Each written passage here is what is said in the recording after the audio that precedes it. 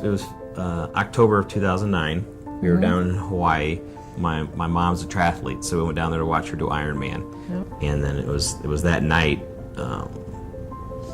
Mill and I woke up, wasn't feeling very well, and went to the bathroom. Ended up having a seizure at 4 o'clock in the morning with no one else around, and fell, hit my head, bled a lot.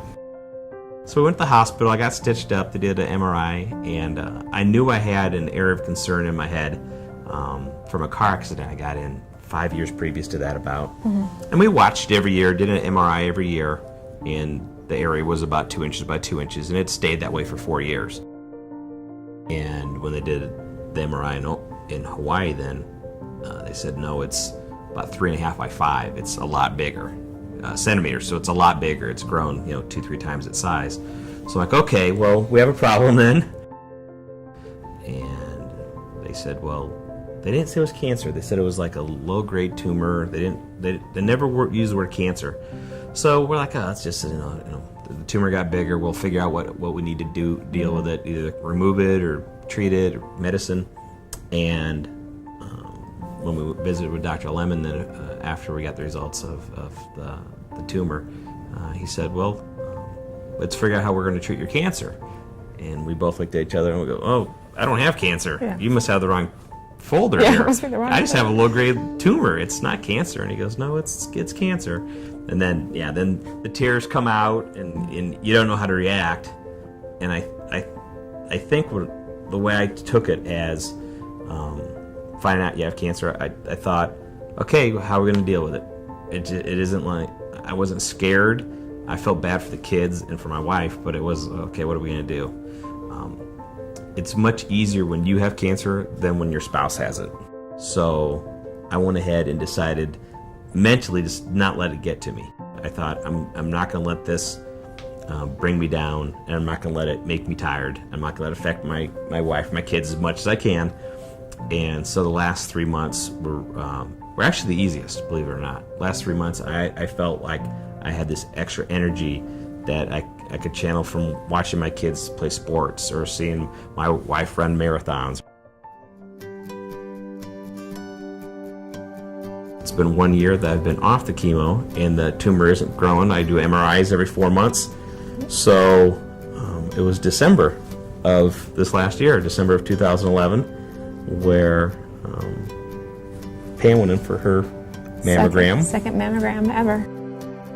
It was December 21st, and they called me later that afternoon, and they said, we want to take another picture. If you could come back tomorrow. And so I went back in. I thought, I'm sure it's nothing, it's no big deal. And I went in, and they took another picture and said, we really can't tell, so we'd like you to have a biopsy done. And so it was over the holidays, sorry. And so I went in on January 3rd, and they had the biopsy done, and then we found out, I believe, on the 6th that it was cancer. The year before, I probably ate the best, exercised, best shape of my life ever, and I'm like, oh, no way. I jokingly say all the running and salads she ate probably got you cancer. Yeah. We've been together 27 years. We started dating when we were like 15, and we got married when we were 19, 20. I think I was 21. You were 19 still, I think. 20. Or just turned 20, you're right. 20. And when she got it, I was like a wreck. You hit it well. I tried to. But then you start realizing, no, what happens if something happens to her? All of a sudden, I'm the caregiver.